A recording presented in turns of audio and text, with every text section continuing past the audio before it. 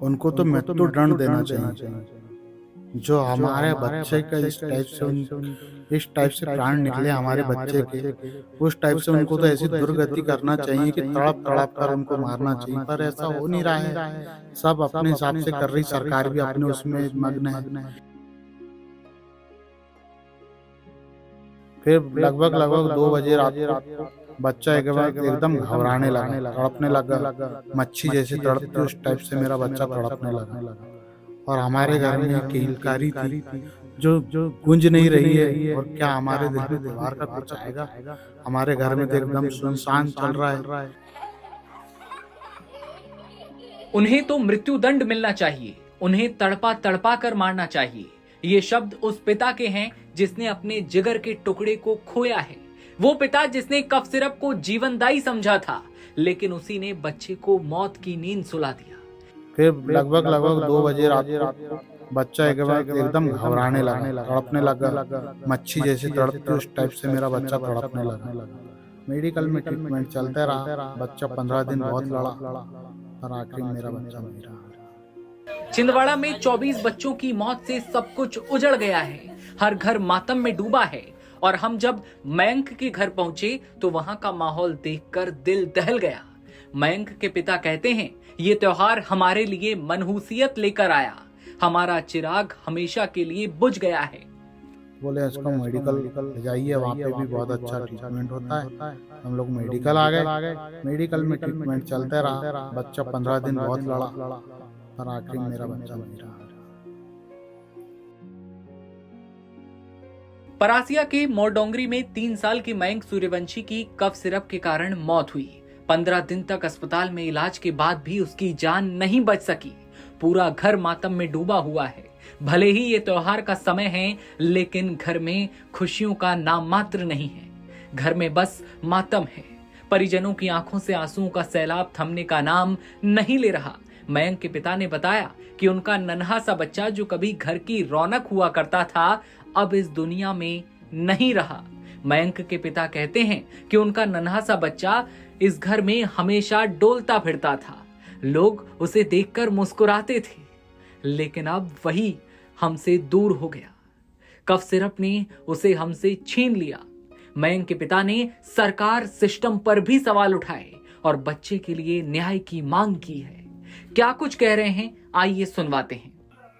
मेरे बेटे की 22 तारीख को तबीयत खराब हुई थी। उसको फीवर आया था, ना कि सर्दी खांसी थी।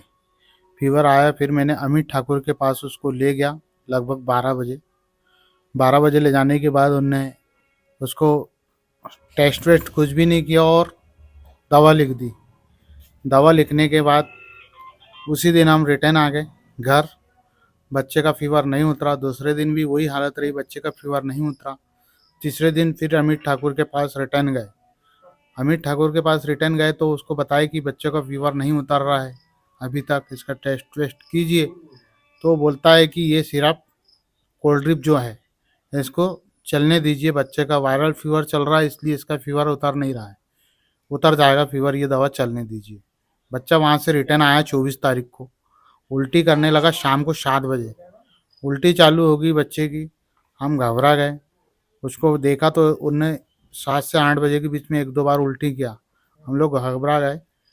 फिर वो बच्चा थोड़ा सा सो गया।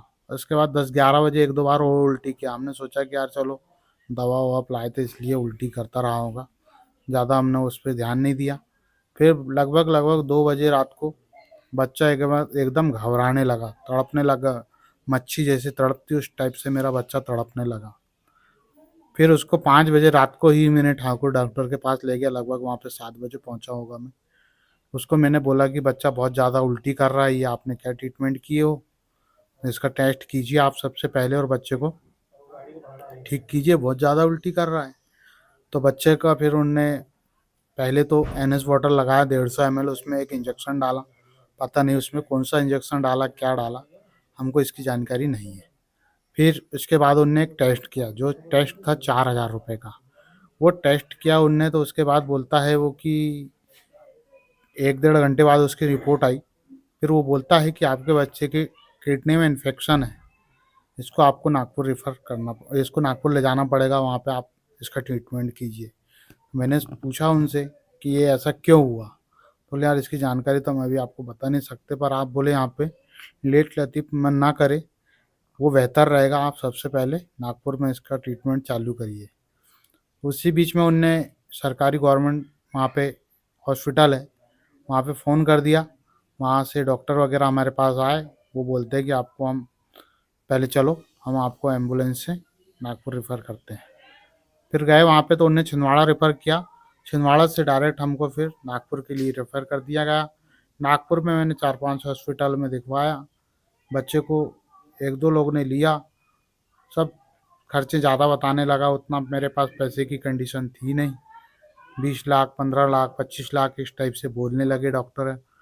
हमने जितना बना हमसे, तो फिर एक एक दिन पूरा हमने प्राइवेट हॉस्पिटल में उसका ट्रीटमेंट कराया, फिर समझ में नहीं आने लगा तो बोले इसको मेडिकल ले जाइए, वहाँ पे भी बहुत अच्छा ट्रीटमेंट होता है। तो हम लोग मेडिकल आ गए, मेडिकल में ट्रीटमेंट चलते रहा। बच्चा 15 दिन बहुत लड़ा, पर आखिर में मेरा बच्चा नहीं रहा। आपने अभी ज़िक्र किया कि काफ़ी खर्चा हो गया, और आप क्योंकि हम लोग लोअर मिडिल क्लास फैमिली से बिलोंग करते हैं, तो आपने कैसे कैसे कैसे खर्चा मैनेज किया, किसी से मांगा, किसी से क्या किया, थोड़ा सा इस बारे मैं में। तो मैं तो एक पैर से विकलांग भी हूँ। सब इधर मोहल्ले गांव जिससे जान पहचान थी, ऐसे इन लोगों से पैसे सब अरेंजमेंट कर कर खर्चा उठाया। ये सारी चीज़ें हुई, सरकार अभी भी कुछ इस पे ध्यान नहीं दे रही है। अ, किस दिन से तबीयत ज़्यादा ख़राब होना शुरू हुई? जैसे आपने बताया फीवर था, फीवर तो उसको उसको चलता ही रहा, 24 तक फीवर था, पर 24 के बाद से वो उल्टी करना चालू हुआ ज़्यादा। हालांकि वो 25 को भी ज़्यादा नहीं था, हमको तो ऐसा लग रहा था कि हमारा बच्चा ठीक है, पर वो उल्टी कर रहा था तो हम घबरा गए, और उन्होंने टॉयलेट नहीं किया था, इसलिए हम भी घबरा गए। और फिर उन्होंने बताया कि बच्चे के किडनी में इन्फेक्शन, तो फिर हम तो पिता हूँ उसका, ये तो है। तो फिर हम भी घबरा गए, हमने बोले क्यों ना मेरे बच्चे को सही ट्रीटमेंट दिया जाए, इसलिए हम तुरंत नागपुर गए। तो कब तक जैसे कॉन्शियस कब तक था वो, कब तक आप बातचीत कर रहे थे तो बातचीत कर रहा था, और कब ऐसा हुआ कि उसने फिर रिस्पॉन्ड करना ही कम कर दिया बहुत ज़्यादा? उन्हें मैं यहाँ से 25 को गया, 26 को हम मेडिकल में एडमिट हुए, तो उन्हें 1 तारीख तक बढ़िया बातचीत किया। पानी मांगता रहा, वो बहुत ज़्यादा पानी मांगता रहा। हम लोग डॉक्टर ने मना कर दिया कि पानी नहीं देना है इसको, तो उसके चलते मैं उसको पानी नहीं दिया, थोड़ा थोड़ा पानी दिया। मेरा बच्चा पानी पानी कर कर तड़पते हुए बेहोश हो गया। 1 तारीख से वो बेहोशी हालत में चला गया था। उसके बाद 8 तारीख को उन्हें 10:30 बजे मेरा बच्चा नहीं रहा मेडिकल में मेडिकल।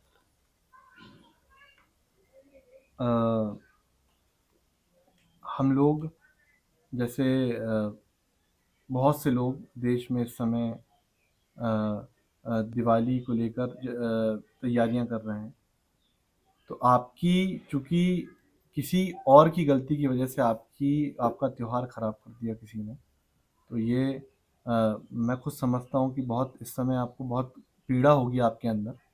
थोड़ा सा उस बारे में बताएंगे, आप क्या कुछ कहना चाहेंगे? तो आप भी जानते हो कि दीपावली पर्व कितना महत्व रहता है, और हमारे घर में किलकारी थी जो गूंज नहीं रही है, और क्या हमारे दिल में त्योहार का कुछ आएगा। हमारे घर में तो एकदम सुनसान चल रहा है, क्या हम त्योहार मना पाएंगे इस ऐसी कंडीशन पे, जो बच्चा नहीं रहा। सारी चीज़ें हैं, इसके आगे क्या बोलना और ना बोलना, आप तो समझते हो। कितने बच्चे हैं आपके? मेरे 2 बच्चे दो थे, बच्चे। एक बच्चा नहीं रहा, एक बच्चा है। तो जो बड़ा कौन था इसमें, थोड़ा बड़ा सा? मयंक ही था। मयंक ही था। तो छोटा भाई किस तरह मिस करता है अपने भाई को? बहुत मिस करता है उसको, भाई किधर गया भाई, हर चीज़ों में भाई भाई करते रहता है। आप लोगों को जब क्योंकि जब हमें दुखद सूचना मिलती है अपने प्रिय को के निधन की, तो काफ़ी मुश्किल होता है। घर में किस तरीके से बताया आपने, कैसे, और उस समय? वो तो हम जानते थे उस समय कि घर में किस टाइप से बताएं। मोहल्ले में भाई, दोस्त, भाई बंदी, छोटे भाई थे, बड़े भाई थे, उन लोग के थ्रू उनको थोड़ा सा टच किया, वो समझ गए थे घर में। बहुत हड़बड़ी मच गई थी घर। कुछ बहुत वैसे तो बच्चों की नटखट वो होती हैं अदाएँ, उनकी उनकी सब सारी चीज़ें यादगार होती हैं, पर कुछ ऐसी चीज़ें सबसे ज़्यादा याद करते हैं, सबसे ज़्यादा मिस करते हैं। और उसकी तो एक कोई ऐसी एक चीज़ नहीं बता सकते जो हम की यादगार ना रहा, उसकी हर एक पल में ये उसकी यादगार बनी हुई, उनने ये ऐसी यादगार बनाकर गया है कि उसको जन्म जन्म तक नहीं भूल सकते। ऐसी उसकी ऐसी ऐसी यादगार है, कौन सी आपको यादगार बता दूं मैं उसकी, बताना संभव नहीं है। हर एक चीज का यादगार बनाकर गया है उनने, उसको कोई नहीं बोल सकता था कि ये 3.5 साल का बच्चा है। इतना माइंडली था और इतना फॉरवर्ड हर चीजों में। क्या स्कूल आपने शुरू करा दिया था या कराना? स्कूल गया वो 5-6 दिन गया, अच्छा, फिर 5 उसके बाद नहीं बोले मैं पापा जी आने वाले साल से जाऊंगा। ठीक है।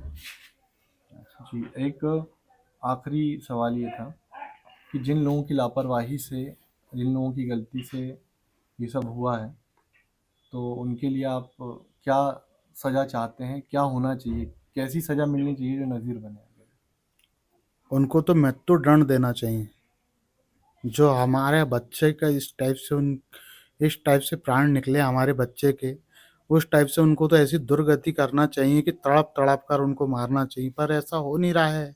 सब अपने हिसाब से कर रही, सरकार भी अपने उसमें मग्न है। डॉक्टर वगैरह एक ही अरेस्ट हुआ है यहाँ पे, बाकी जो हमारा जिसके पास मैंने ट्रीटमेंट कराया था वो तो अभी अरेस्ट हुआ नहीं है। ये कहानी केवल मयंक की नहीं है, ये उन 24 बच्चों की दर्दनाक मौत की कहानी है जिसकी वजह से कई घरों की खुशियां और जीने का मकसद छिन चुका है।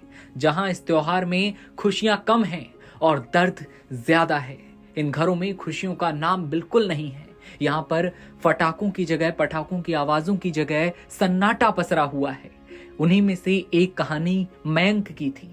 इस खबर को लेकर आपकी क्या राय है? मयंक के पिता ने जो दर्द बयां किया, जिस तरह की मांग की सरकार से और सिस्टम से, उसे लेकर आप क्या सोचते हैं? कमेंट सेक्शन में बताइए और तमाम खबरों के लिए बने रहिए नवभारत टाइम्स के साथ।